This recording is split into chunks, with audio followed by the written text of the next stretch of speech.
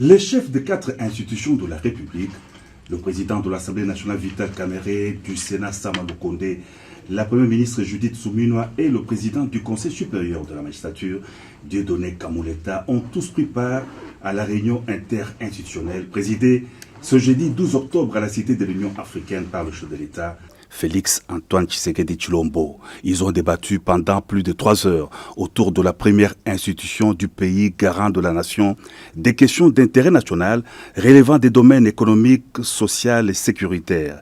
Le président de la Chambre basse du Parlement a fait le point de cette grande réunion. Le président de la République a donné des orientations dans tous les domaines de la vie économique et sociale de la vie de la nation. S'agissant de l'économie, le président de la République a souligné sa détermination à voir notre économie décoller avec notamment la baisse du taux directeur de la Banque centrale, et ceci va entraîner aussi la baisse du taux au niveau des banques commerciales de telle sorte que notre économie soit concurrentielle et que les populations, surtout les plus démunies, puissent avoir un accès facile au crédit. Nous avons souligné aussi la question qui est déjà prise en charge au niveau du gouvernement, et ça c'est le président qui l'a rappelé, de voir les prix des biens de première nécessité baisser sur le terrain. Et cela en préservant la stabilité du cadre macroéconomique. Le président de la République a souligné aussi la nécessité d'avoir un système financier cohérent avec les objectifs du développement. Et pour cela, il a veillé à ce que tout le monde puisse comprendre que les réformes fiscales qui vont être amorcées de façon rapide puisqu'elles avaient déjà commencé, accélérées, nous puissions avoir une fiscalité qui soit attrayante et qui crée le climat des affaires. Et dans cette perspective, le président parlait aussi de la justice sociale en ce qui concerne la fiscalité. Il ne faut pas que les plus petits payent pour plus que les plus grands.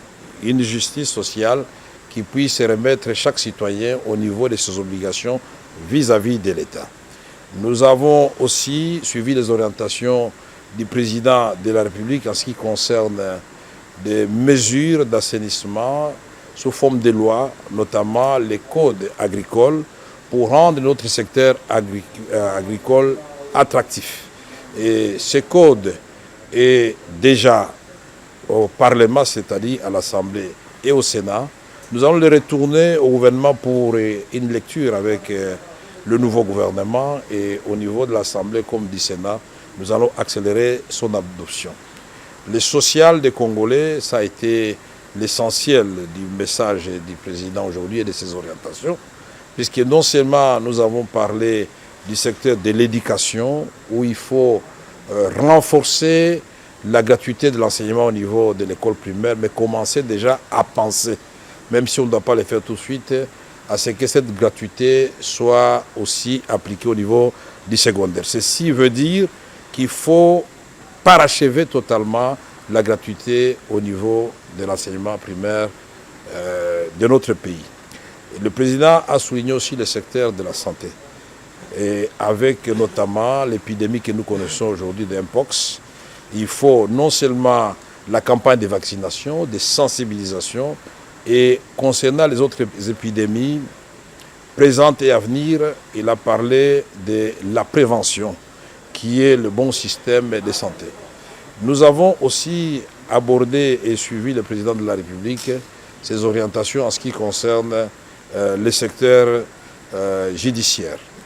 Là, le président voudrait absolument que les réformes du secteur de la justice soient parachevées de telle sorte que nous puissions avoir une justice équitable où, par exemple, parce qu'il y a certains abus qui ont été déplorés dans les domaines fonciers, en ce qui concerne l'acquisition de terres dans notre pays, en ce qui concerne la protection du titre de propriété, en ce qui concerne toutes les saisies qui sont faites au niveau des entreprises publiques et privées œuvrant dans notre pays.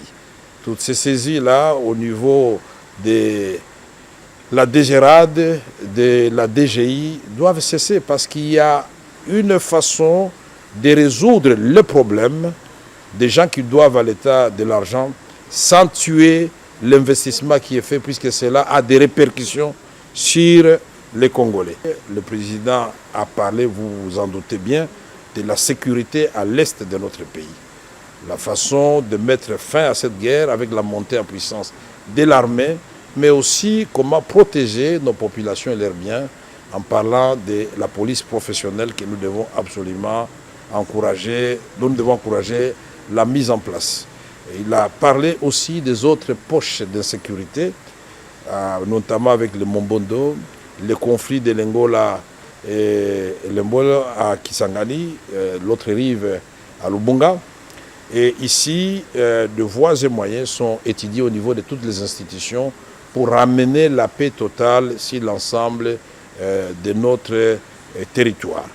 Le président de la République n'a pas oublié de discuter avec les différents chefs de corps de la question du parachèvement du processus électoral. Vous le savez très bien dans le Kwilu, vous le savez bien dans le Nord Ubangi, et certains coins comme Kwamutu.